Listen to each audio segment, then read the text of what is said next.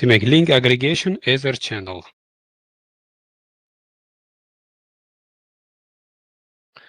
Ether channel bu L2 va L3 tarmoqlarda, ya'ni bir nechta portlarni birlashtiradigan protokol.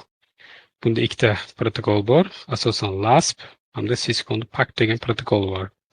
Ya'ni switchlar orasida masalan ko'radigan bo'lsak, switchlar orasida bir nechta portni birlashtirib bitta katta bandwidthdagi portni yasab beradi.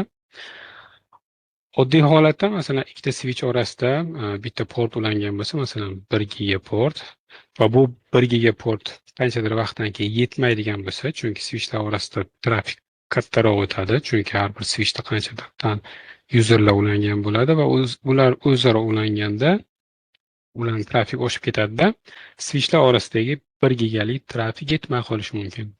Shunaqa holatlarda bir nechta portni birlashtirish imkoniyati mavjud.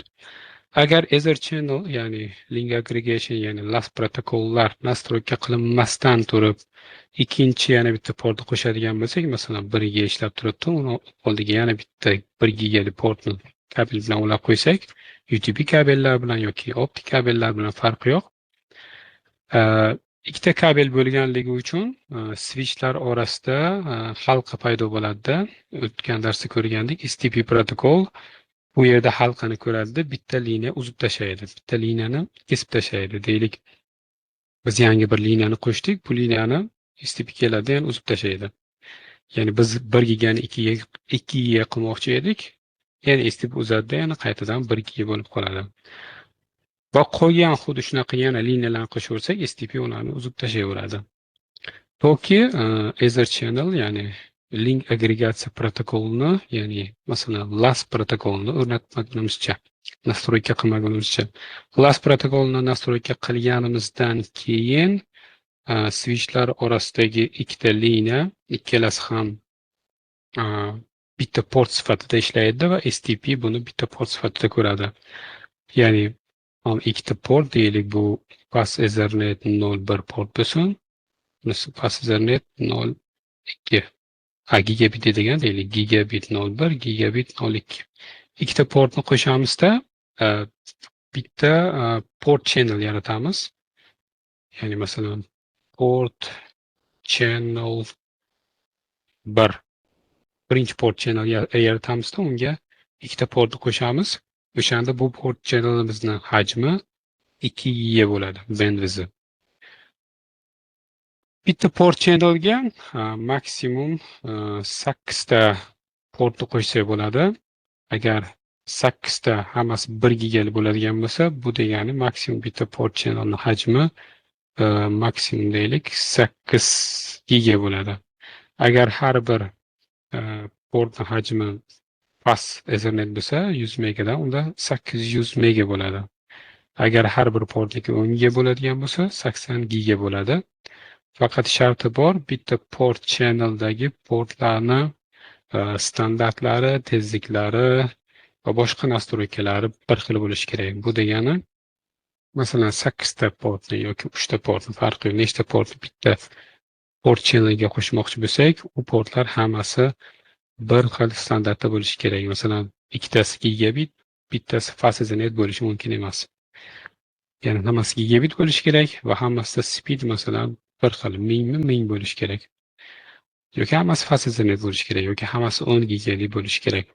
Ya'ni bir xil parametr portlarni bitta port channelga qo'shsak bo'ladi. Demak, port channel, bitta port channelga 8 ta port qo'shib bilar ekanmiz. Bizning holatimizda biz ikkitagina portni qo'shyapmiz. Ikkita bilan ham port channel yaratsa bo'ladi. Demak, port channel yaratdik va bunda LASP protokolini o'rnatishimiz kerak. LASP protokol ishlash uchun hech bo'lmasa bitta tomonni LASP aktiv qilib nastroyka qilish kerak bo'ladi.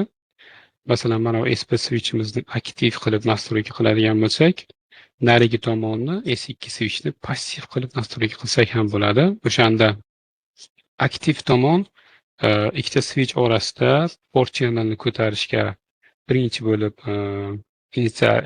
initialization qiladi, ya'ni birinchi harakatni boshlaydi, paketlanib yuboradi. Passiv tomon esa unga faqat javob beradi.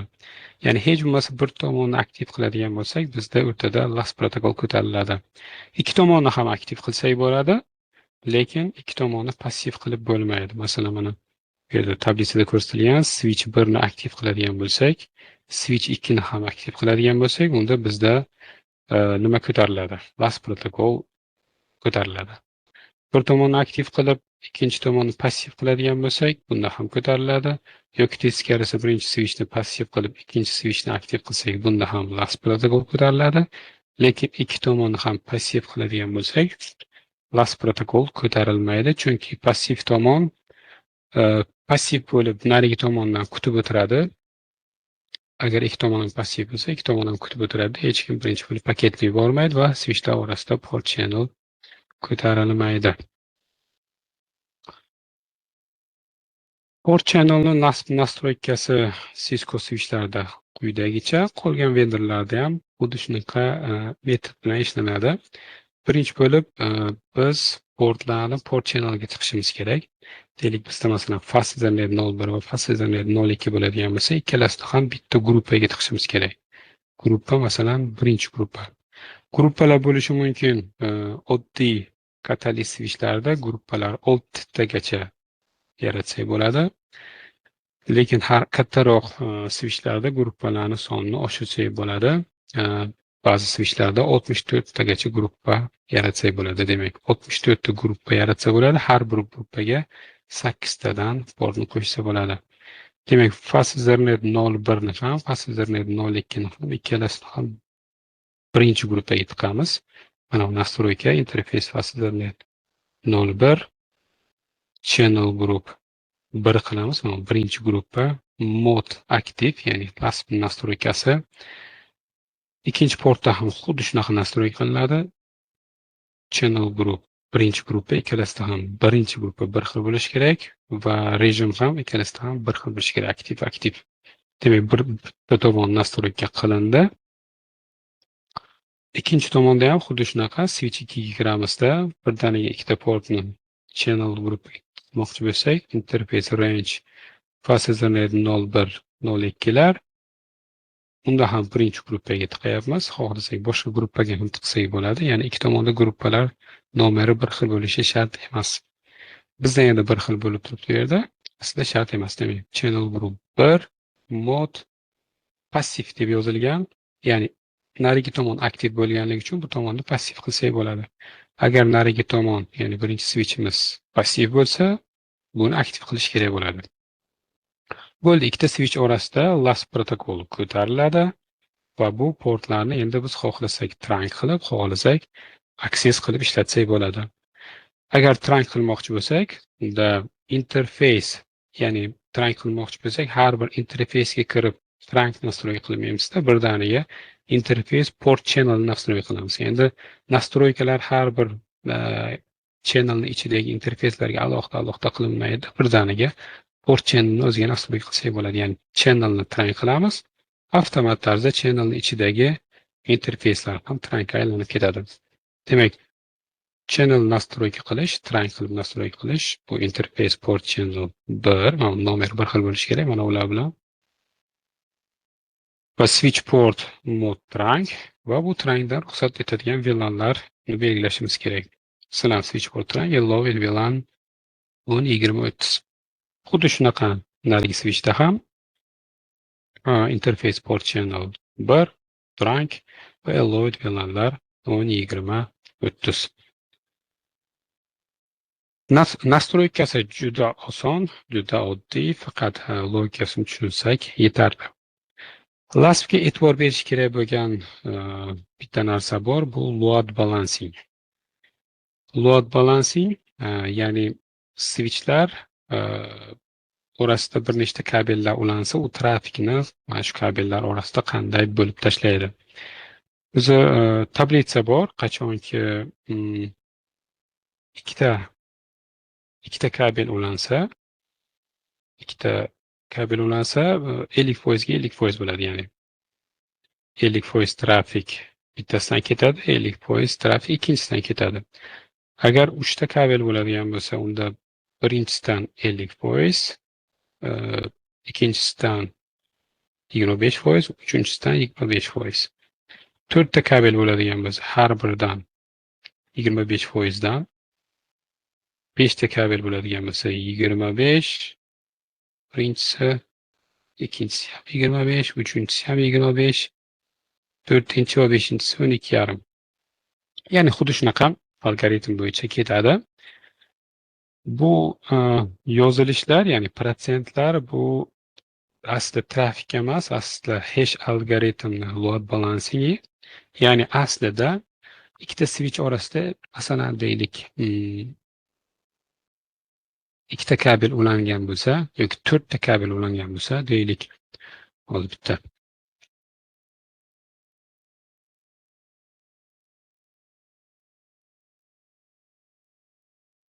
masalan ikkita switch 4 ta kabel bilan ulangan bo'lsa, birinchi, ikkinchi, uchinchi, to'rtinchi.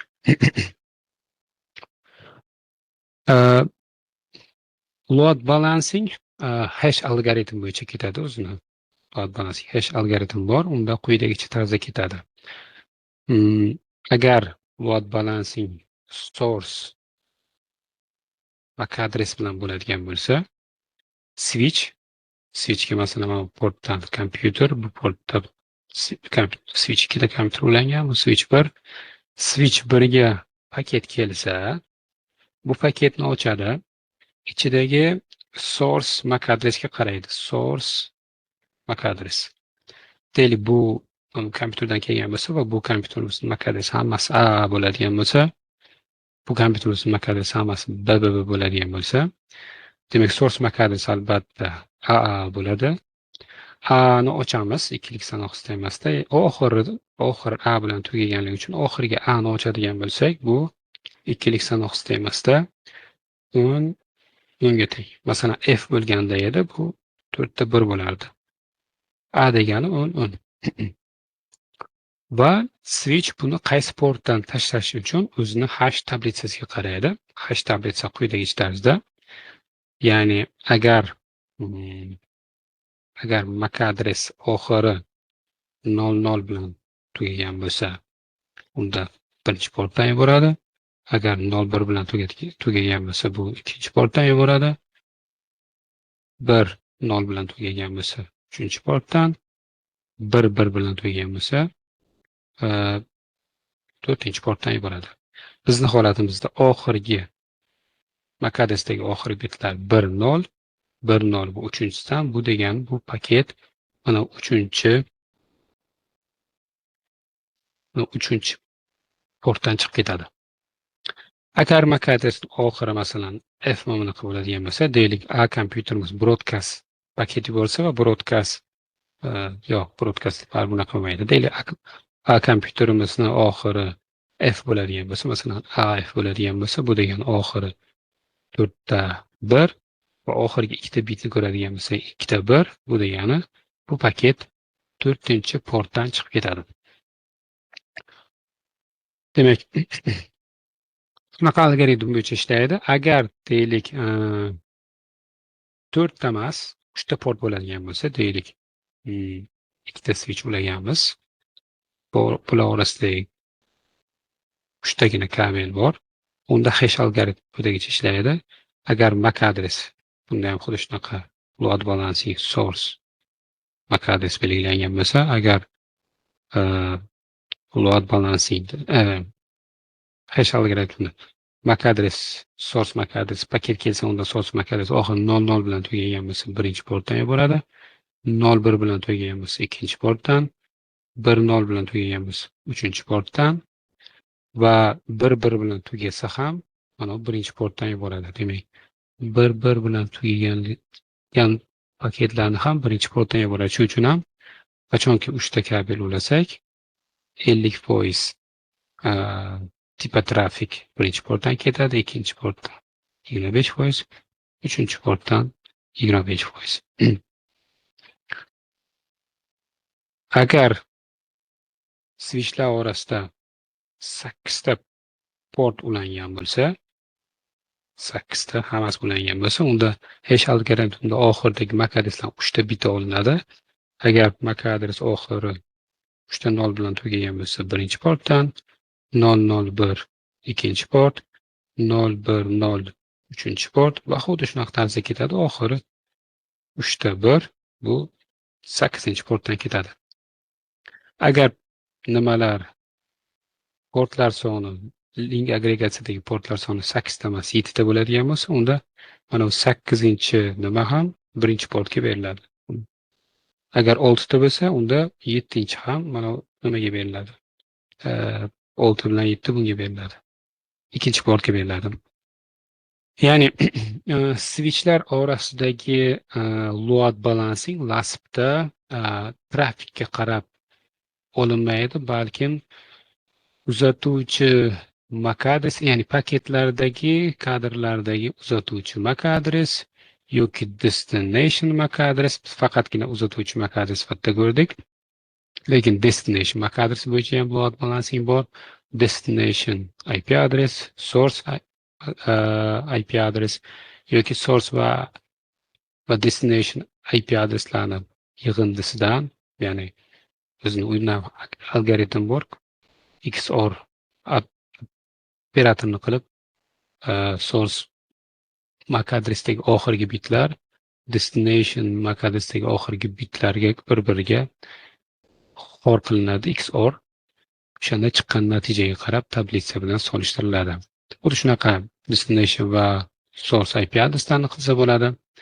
Ya'ni umumiy aytmoqchi bo'lgan narsamiz, switchlar orasidagi load balancing trafikka qarab bo'lmaydi. Bu narsaga nimaga e'tibor berish kerak bo'ladi? Masalan, deylik, mana shunaqa holatda ikkita switch ulangan va switch 2 da mana bu yerda faqatgina bitta server ulangan bo'lsa, faqatgina bitta server. Bu serverimiz masalan MAC adresi www bo'ladigan bo'lsa, hech qachon mana bu switchda masalan S1 switchimizda load balancingni destination MAC adres bilan yoki destination IP adres bilan qilmaslik kerak. Nimaga? Chunki past mobildan S1 ga keladigan har xil portlardan keladigan paketlar hammasi destination MAC adres har doim www bo'lganligi uchun, masalan B ni ochadigan bo'lsa, B oxirgi bitti bu 1011 bo'lsa, bu degani 4-port, bu degani S1 dan shu serverga boradigan trafik hammasi aynan 4-portdan ketadi. Ya'ni biz LASP ko'targanmiz, tushunishcha, ya'ni 4 giga qilganmiz, lekin switchlar 4 gigani ishlatib bilmaydi, hammasini faqat 4-portdan yuboradi. Shunaqa holatlarga e'tibor berish kerak bo'ladi-da. Agar narigi tomonda bitta qurilma bo'ladigan bo'lsa, unda destination MAC adres yoki destination IP adres bilan emas, sourcelar bilan qilish kerak bo'ladi yoki destination va sourcelarni yig'indisidan qilish kerak bo'ladi. Yoki navbarat, agar bu tomonda faqatgina bitta qurilma bo'ladigan bo'lsa, unda source MAC va source IP lar bilan qilishdan ehtiyot bo'lish kerak bo'ladi. Chunki biz xohlaymiz o'rtadagi mana bu switchlar orasidagi port maksimalniy hammasi trafik tashishni xohlaymiz. Bu uchun o'sha load balancing nastroykalariga e'tibor berish kerak bo'ladi. Biz hozir praktikada o'sha nastroykalarni ko'rib chiqamiz. Nastroykalari shunaqa, praktikaga o'tamiz unda.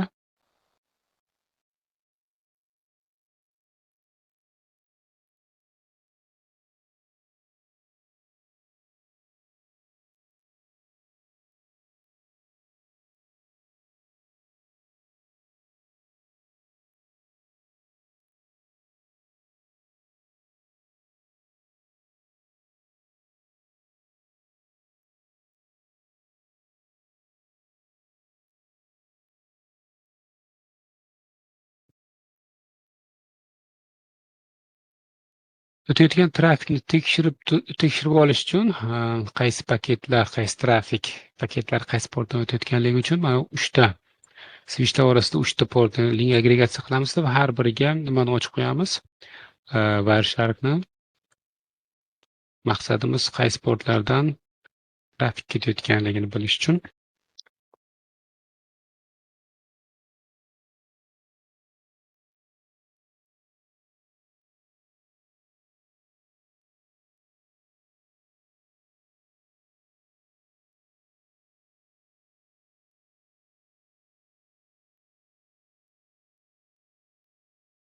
biz tayyor.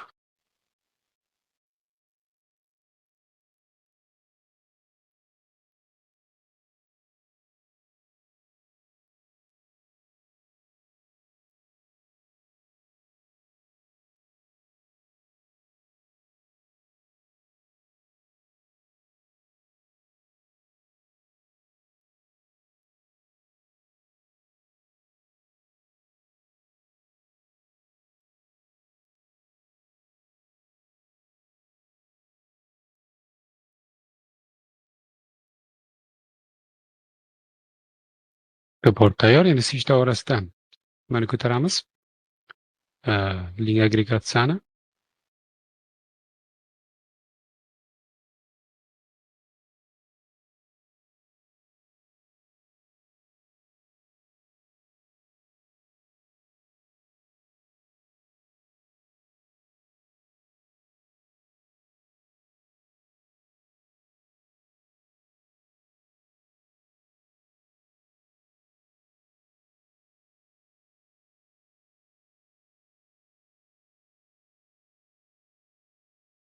Interface range Ether channel 00 dan boshlab 2 gacha 3 ta portni ham bitta gruppaga tiqamiz.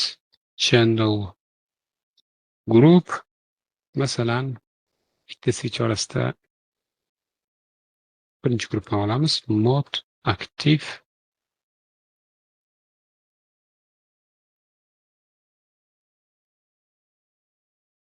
bo'ldi tayyor. Narigi switch.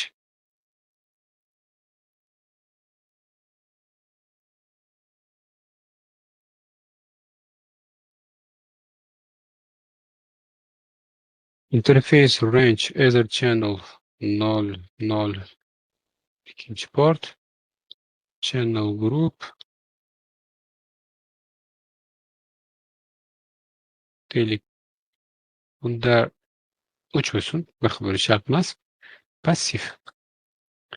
Demak, birinchi switchda birinchi gruppa yaratdik, unga 3 ta port tiqdik va ikkinchi switchga 3-chi gruppa yoqdik, unga ham 3 ta port qo'shdik. Bo'ldi, lasp ko'tarilgan bo'lishi kerak. Tekshiramiz. Show Ether channel summary.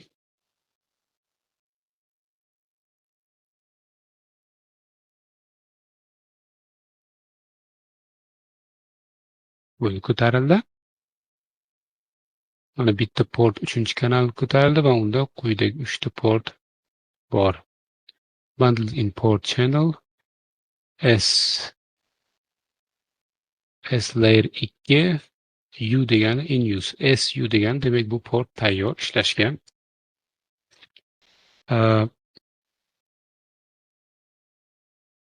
Load balancing nastroy qilish uchun deylik bu hostname S2 S1 ga load balancing nastroy qilamiz. Port channel load balancing. Mana load balancing har xil variantlari bor. Deylik source MAC adresi bo'yicha.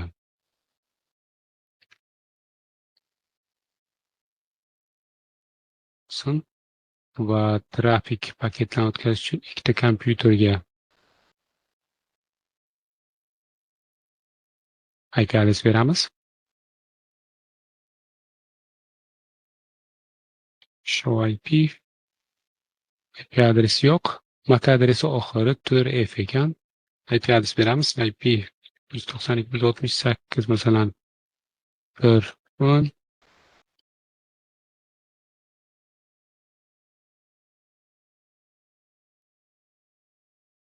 va ikkinchi kompyuterimizga IP adres beramiz. Show IP yo'q. MAC adres oxiri 81. IP 1.20 masalan.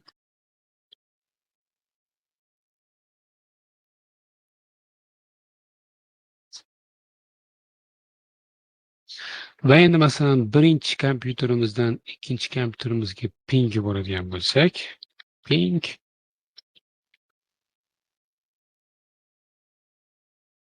1.20 ping paketlar o'tdi. Qaysi portdan o'tayotganligini tekshirish uchun ochamiz. Bu portda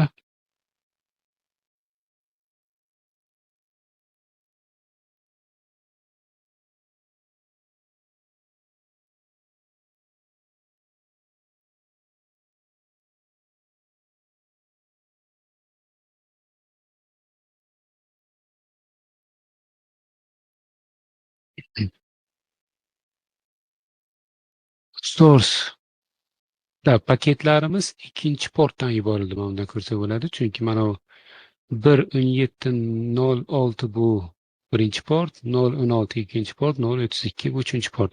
Paketimiz ikkinchi portdan boryapti. Ping paketlarimiz qaytish esa birinchi portdan qaytadi. 20 dan 10 ga qaytish birinchi portdan. Switchda load balancing o'zgartiramiz. Masalan, switchga kiramiz. Switch 1 ga source masalan IP bo'yicha olamiz. Endi paketlarni yuborib ko'ramiz.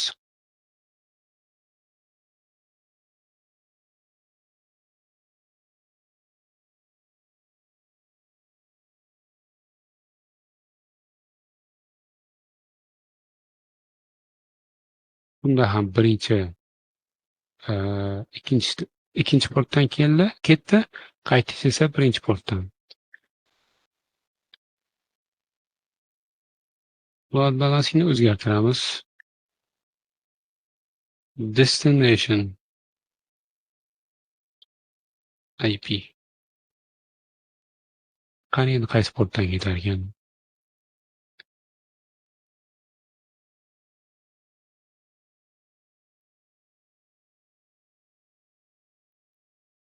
Uchinchi portdan ketdi. Hop, qaytish esa yana birinchi portdan. Qaytish har doim birinchi portdan, chunki biz ikkinchi switchga umuman load balancing nastroy qilganimiz yo'q. Ikkinchi switchga agar load balancing nastroy qilmoqchi bo'lsak, masalan, port channel load balance bu ham xuddi shunaqa destination IP bo'lsin. Bunaqa qilib bo'lsin. Endi yana ping yuboramiz. Qani qaysi portlardan ketar ekan?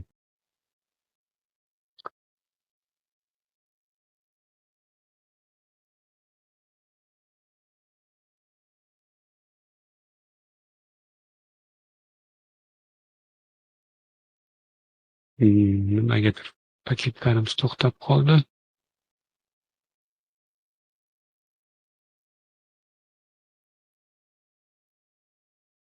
Ikkinchi portdan keldi.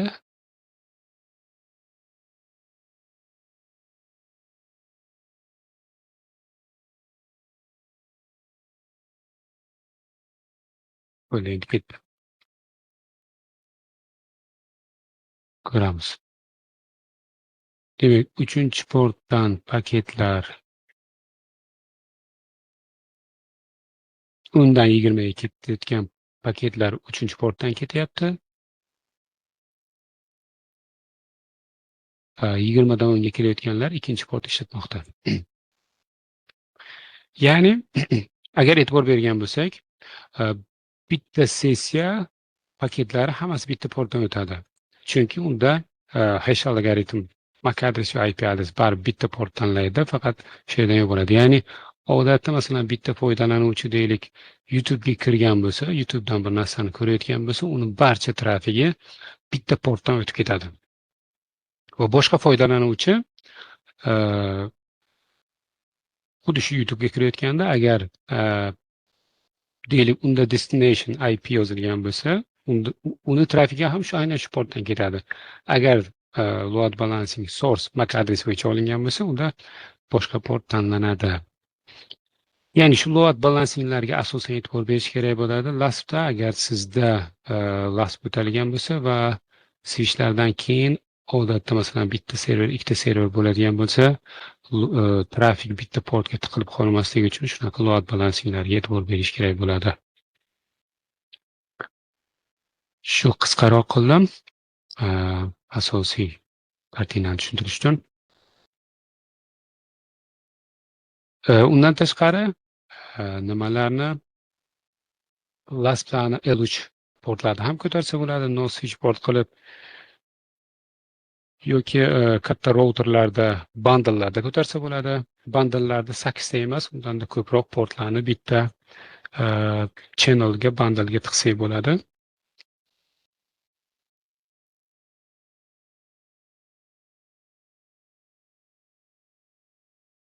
Manda shu qisqa qildim.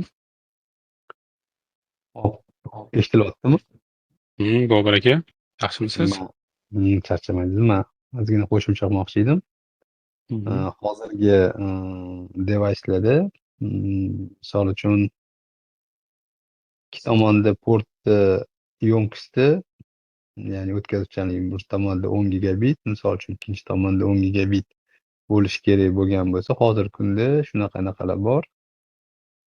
Ya'ni 10 bilan 100 ni birlashtirib, misol uchun 10 ta 10 bitta 100 portingiz borda bitta routerda. Ikkinchi routerda ham xuddi shunaqa. Ya'ni bandwidth har xil bo'lgan interfeyslarni ham bundlega qo'shish imkoniyati bor hozir. Ya'ni faqat 10 giglar bo'lsa 10 giglardan bundle yig'ish emas, ya'ni 10 plus 100 aralashtirib yig'ish mumkin. Bu productionda bo'ladigan anaqa case bu. O'sha Acer'larda o'sha ko'rganimizda Bobur aka. Bu mana shu har xil tezliklarni o'sha siz aytganda bundleda yig'sa bo'ladi, lekin menimcha bu borku katalistlarda yo'q, ularda bo'lmaydi. Ularda bo'lmaydi. Ularda talab bir xil. Ana u standart ham bir xil bo'lishi kerak, gigabitmi gigabit, ichidagi speed ham bir xil bo'lishi kerak. Lekin bundlelarda o'shanda yana proporsiyasi ham mos ravishda o'zgaradi. Masalan, 10 giga bilan 100 gigani qo'shsak 100 ga ko'proq trafik ketadi-da, ana hash algoritm ko'proq 100 ga beradi-da, bunga kamroq beradi. Hozirgi qiladi katta device'larda oldin esingizda bo'lsa, mana shu katalistlarni misolida portlar juft bo'lishga harakat qilish kerak edi. Ya'ni очередь bor-ku, kuyesi. Ya'ni misol uchun toq qilib qo'ysangiz, balansirovka boya aytib o'tganingizda, balansirovka to'g'ri bo'lmaydi-da.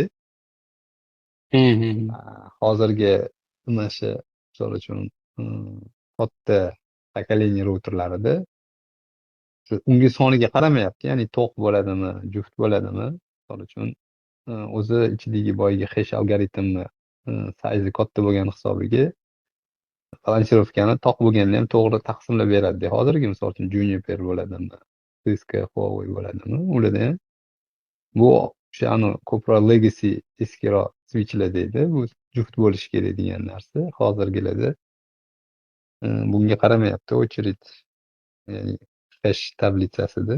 O'shaning uchun o'shani ham hozirgi kunda unaqa u xavotirli narsa emas.